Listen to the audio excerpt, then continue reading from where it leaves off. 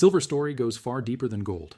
While gold captures headlines with its all-time highs, silver's unique dual role as both monetary metal and critical industrial commodity positions it at the intersection of two transformative global trends: BRICS de-dollarization efforts and the green energy revolution. What makes this particularly compelling is the timing. As the world races toward renewable energy targets and BRICS nations accelerate their move away from dollar dependency, silver has emerged as the one metal that serves both agendas simultaneously. It's the ultimate strategic asset for the 21st century, part monetary insurance, part technological necessity. Silver staged its most significant technical breakout since 2011, shattering the psychologically critical $30 barrier in May 2024 after spending 3.5 years in consolidation. The metal surged to a 12-year high of $34.81 on October 22, 2024, representing a 21% annual gain before retreating to close the year near $28.90. The breakout wasn't random. Technical analysts identified a massive cup-and-handle pattern forming over decades, with the neckline at $30 and $31 finally giving way. On April 2, 2024, silver cleared the $26 secular resistance level, a breakout confirmed across all time frames that triggered stops for bearish traders and attracted momentum buyers. For those unfamiliar with technical analysis, this cup-and-handle formation is one of the most reliable bullish patterns in commodity markets. The cup represents a gradual recovery from a major decline, in silver's case, the 2011-2020 bear market, while the handle shows a final consolidation before the next major move higher. When silver finally broke above $30, it validated a pattern that had been building for over a decade. Volume surged on the breakout, confirming genuine buying interest rather than a false move. Exchange-traded funds saw net inflows of $1.8 billion during the May-October rally, while COMEX open interest expanded by 12%, indicating new participants entering the market. Key price milestones tell the story. On January 22, 2024, silver hit its annual low of $22.07, a level that tested the patience of long-term bulls who had watched the metal languish in the $20.25 range for most of 2023.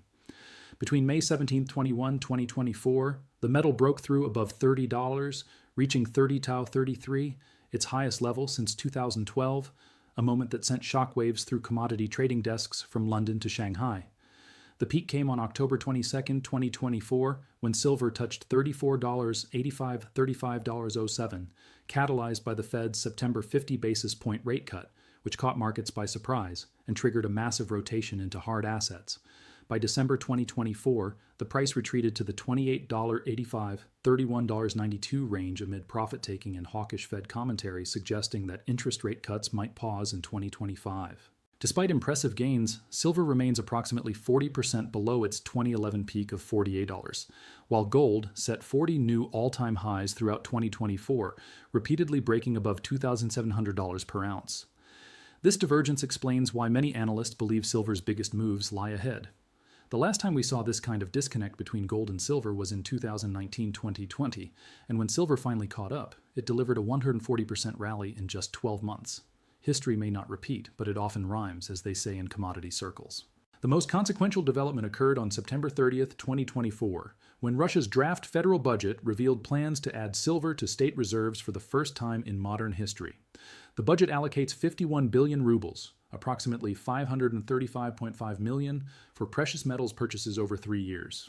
This marks the first central bank to publicly announce silver purchases in more than 5 decades, signaling a potential paradigm shift in how governments view the metal. Russian economist Yevgeny Biryukov explained the rationale.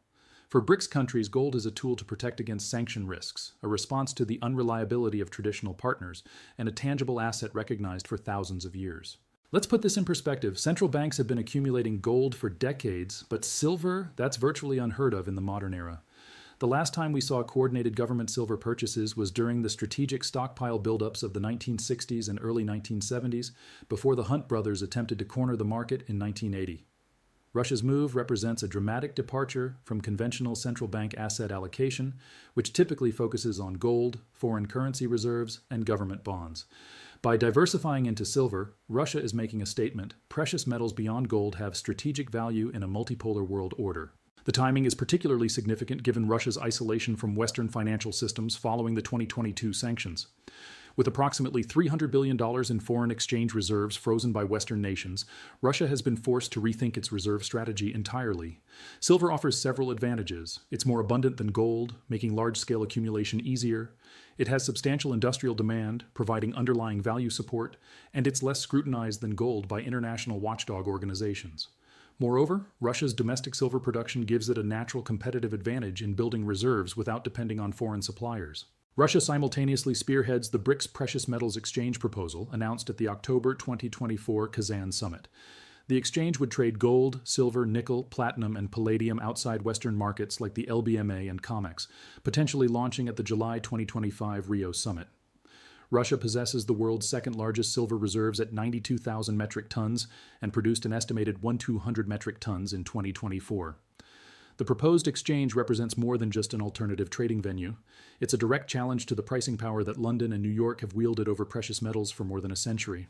If successful, it could fundamentally alter how silver and other metals are priced globally, shifting influence from Western financial centers to BRICS nations. China executed perhaps the most significant policy shift when the Commerce Ministry announced new silver export controls taking effect December 31, 2025. The regulations elevate silver to the same strategic material status as rare earths, requiring only 44 approved companies to export silver during 2026-2027. The timing is revealing. Throughout 2024, China exported massive quantities of silver, including a record 660 tons shipped to London in October alone. January through November 2024 saw China export 4,600 plus tons, while importing just 220 tons. This apparent inventory liquidation preceded the export restrictions, suggesting a strategic repositioning. Think about what this means. China essentially flooded global markets with silver throughout 2024, possibly depressing prices, then announced export restrictions that will tighten supply starting in 2025. It's a masterclass in strategic resource management. By exporting heavily before restrictions take effect, China generated revenue and potentially accumulated foreign currency, while simultaneously positioning itself to control future supply. The 44 approved companies will act as gatekeepers, giving Beijing unprecedented control over silver flows to global markets. This mirrors China's playbook with rare earth elements, where export restrictions created supply anxiety and drove prices higher, benefiting Chinese producers while handicapping foreign competitors. As the world's second-largest silver producer, 3,300 metric tons in 2024, and holder of 70,000 metric tons of reserves, third globally, China's policy shift carries enormous implications. Shanghai Futures Exchange inventories hit 10-year lows in late 2024, precisely as Beijing prepared to restrict outflows. The strategic calculus becomes clear when examining China's industrial position. The nation produces over 80% of global solar panels, which consumed an estimated 232 million ounces of silver in 2024, up 20% annually. Each new generation TOPCon and heterojunction solar cell requires 1.5 to 2 times more silver than standard cells. By restricting exports, China ensures domestic supply for its green energy manufacturing dominance. China's silver strategy also aligns with its broader push for technological self-sufficiency. The country has invested hundreds of billions in its Made in China 2025 initiative, focusing on high-tech manufacturing that relies heavily on silver, semiconductors, 5G infrastructure, electric vehicles, and renewable energy equipment. By securing domestic silver supplies, China insulates these strategic industries from potential supply disruptions or price spikes. It's a hedge against geopolitical uncertainty and a bet on future demand growth. Analysts estimate that China's domestic silver consumption could increase by 30-40% by 2030, driven primarily by solar panel production and electric vehicle manufacturing, making today's export restrictions look increasingly prescient. India, the world's largest silver consumer, posted record import volumes of 7,769.40 tons in 2024, the second highest ever recorded after 2022's 9,534 tons.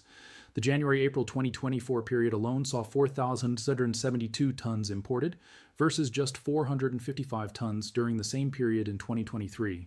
The import surge reflects both strategic stockpiling and cultural demand. Indian buyers offered 10% premiums above market prices in December 2024, signaling urgent physical demand. A structural 150 million ounce deficit between India's supply and demand emerged throughout 2024. While the Reserve Bank of India hasn't announced official silver reserve purchases, its actions on gold reveal strategic intent. RBI gold reserves reached 880 tons, with notable repatriation of gold from foreign vaults in 2024 due to security concerns following Western sanctions on Russian assets. India's silver demand profile encompasses 25% of global consumption.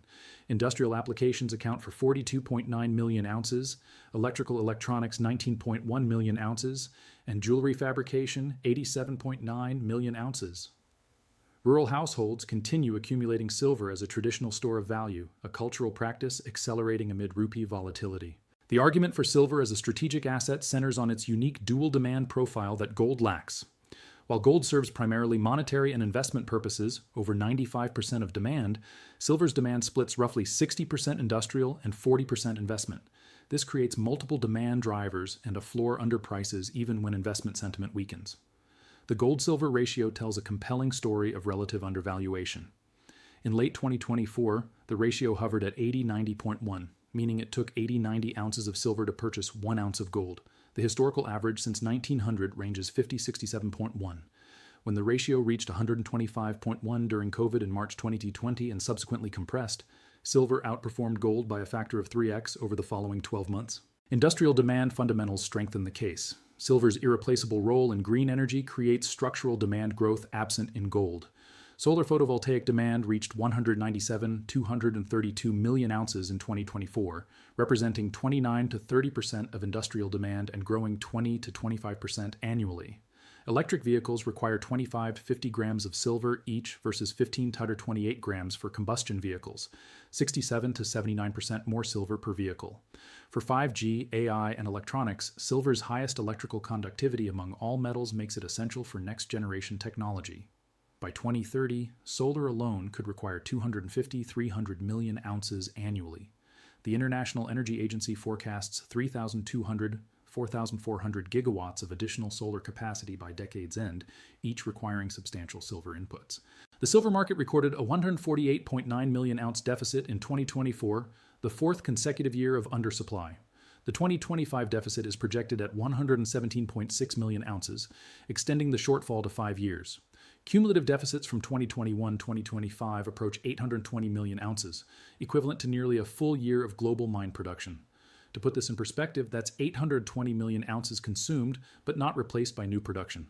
Where did that silver go? Into solar panels that are now installed on rooftops worldwide. Into electric vehicle components that can't be easily recovered, into industrial applications where silver is used in quantities too small to make recycling economical. Unlike gold, where the vast majority of all gold ever mined still exists in some form, silver gets consumed and lost forever. Supply constraints prove particularly intractable because 70-72% of silver is produced as a byproduct of copper, lead, zinc, and gold mining. This is crucial to understand. When you're running a copper mine, you're making decisions based on copper prices, not silver prices. Silver production is essentially locked to base metal output, meaning that even if silver prices triple, production won't significantly increase unless copper, lead, or zinc prices also rise to justify new mine development or expansion. This structural constraint means silver supply is remarkably inelastic. It simply can't respond quickly to price signals the way most commodities can. Mine production peaked at 900 million ounces in 2016 and has declined 7% since, averaging 1.4% annually. Several factors contribute to this decline. First, ore grades are falling at existing mines as the richest deposits are exhausted. Second, major new silver discoveries have become increasingly rare. The last significant primary silver discovery was Mexico's Penasquito mine, which began production in 2010. Third, environmental regulations and permitting challenges make new mine development increasingly difficult and time-consuming, with the average time from discovery to production now exceeding 15 to 20 years in developed countries. Fourth, many of the world's great silver districts, places like Peru's Cerro de Pasco and Mexico's Guanajuato, have been mined for centuries and are showing signs of depletion. Inventory drawdowns reveal tightening conditions. COMEX registered inventories collapsed over 70% from 346 million ounces in 2020 to just 82 million by late 2023. Shanghai Futures Exchange inventories hit their lowest levels since 2015. Industrial stockpiles shrunk from the historical norm of 90-120 days to just 30-45 days of supply. This is where things get interesting from a market dynamics perspective. In most commodity markets, when inventories fall to 30-45 days of supply, prices typically spike violently because consumers panic about securing material. Yet silver prices, while higher, haven't experienced the kind of explosive move that inventory levels would typically justify. This suggests that either the market is complacent about supply risks, or price discovery mechanisms aren't functioning efficiently. both scenarios that could lead to eventual price dislocations. The top 5 producing countries, Mexico, China, Peru, Bolivia, and Chile, account for 62% of global supply. Projections show their combined output declining 19 million ounces by 2029, with Mexican production, the global leader at 185.7 million ounces, expected to fall 13%. Mexico's production challenges stem from aging infrastructure in historic mining districts, increasingly stringent environmental regulations, and security concerns in mining regions plagued by organized crime. Peru faces similar issues with social unrest and political instability threatening production at several major mines. The concentration of silver production in these regions creates geopolitical supply risk that many market participants may be underestimating. The broader geopolitical context positions precious metals as strategic instruments of economic sovereignty. At the October 2024 Kazan summit, Russia unveiled a prototype BRICS banknote, though President Putin subsequently tempered expectations about a unified currency. More consequential was the October 31, 2024 launch of the unit, a gold-backed digital settlement currency. The pilot structure includes 40% physical gold backing and 60% BRICS national currencies: Brazilian real, Chinese yuan, Indian rupee, Russian ruble, South African rand. Each unit is pegged to 1 gram of gold, designed for cross-border settlement rather than replacing national currencies. De-dollarization progress accelerated dramatically. Over 95 to 99% of Russia-China bilateral trade now settles in yuan and rubles, up from less than 2% before 2022. Russia-China trade volume reached $244.8 billion in 2024. China's cross-border interbank payment system, CIPS, expanded to 467 indirect participants across 119 countries, linking 4,800 banks in 185 countries. Central bank gold purchases reached historic levels. For 3 consecutive years, 2022-2024, global central banks purchased over 1,000 tons annually, the longest sustained buying period in modern history. BRICS central banks acquired more than 50% of all gold purchased globally during 2020-2024. Combined BRICS gold reserves now exceed 6,000 tons, representing approximately 16% of world official reserves. Wall Street analysts project significant silver upside. JP Morgan targets $39.55 per ounce through 2028-2029. UBS upgraded its forecast to $55 by mid-2026, citing ETF inflows and industrial demand, a significant revision from their earlier $38 target.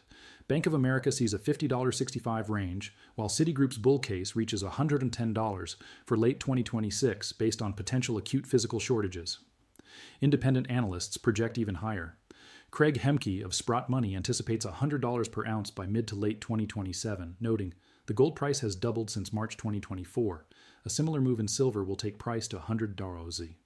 Rick Rule, the legendary resource investor, expects silver to outperform gold as it did in the 1970s, stating, "I'm 72 years old, and I want to experience that sort of quantum escalation at least one more time." Rule's reference to the 1970s is significant. During that decade, gold rose approximately 24-fold, while silver rose 36-fold. The bullish thesis rests on converging factors: 5 years of structural deficits totaling 800+ million ounces, the gold-silver ratio remaining 30-50% above historical averages, industrial demand exceeding 700 million ounces for the first time in 2025, and BRICS nations strategically positioning in precious metals. David Morgan, publisher of the Morgan Report, argues that silver remains one of the most undervalued assets relative to both its historical purchasing power and its future strategic importance, noting that adjusted for inflation, silver would need to reach $140 per ounce to match its 1980 peak. Bearish considerations include silver's 2-3x higher volatility versus gold, historical precedent of crashes after major peaks, 1980-2011, and dependence on economic growth for industrial demand. Jim Wyckoff of Barcart warns, "Record-setting bull runs are long in the tooth, markets are cyclical, bust will come." The 2008-2009 financial crisis provides a sobering example. Silver fell from $21 to $9 despite gold holding relatively firm because industrial demand collapsed. There's also substitution risk. Scientists are researching copper-based alternatives for solar panels, though most experts suggest significant substitution is at least a decade away. BRICS expansion amplifies precious metals significance. With Iran, UAE, and potentially Saudi Arabia, the bloc could control nearly half of global oil production. New partner countries including Indonesia, the world's only nickel superpower, Kazakhstan, and Malaysia add strategic mineral reserves. BRICS already controls 72% of global rare earth reserves. This expansion isn't just about economic cooperation, it's about resource control in a world increasingly defined by competition for critical materials.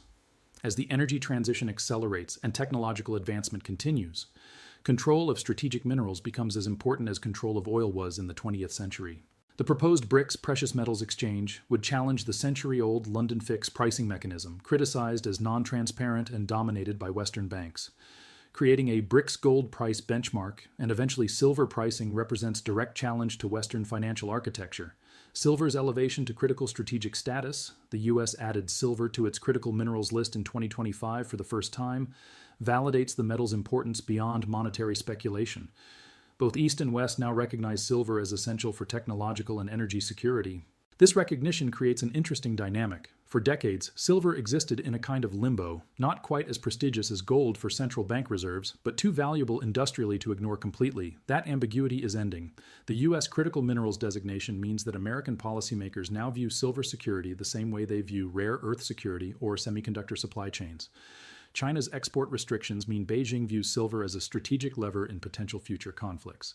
Russia's central bank purchases mean Moscow sees silver as a monetary asset worth holding alongside gold. What happens next? Several scenarios seem plausible. In the bullish scenario, BRICS nations continue accumulating silver, export restrictions tighten global supply, industrial demand continues growing at 5 to 8% annually, and investment demand returns as inflation concerns persist. In this scenario, silver could easily reach $50, $60 per ounce by late 2025 or early 2026, with 100 plus possible by 2027, 2028 if investment demand accelerates. The gold-silver ratio would compress toward its historical average of 61, potentially reaching 41 or even 31 in a full-blown precious metals mania. In the moderate scenario, silver grinds higher over several years, reaching $40, $50 by 2027, 2028, driven primarily by industrial demand and modest investment inflows. Supply deficits persist but are partially offset by higher recycling rates and some demand destruction at elevated prices. The gold-silver ratio slowly compresses but remains elevated by historical standards, settling around 70.1.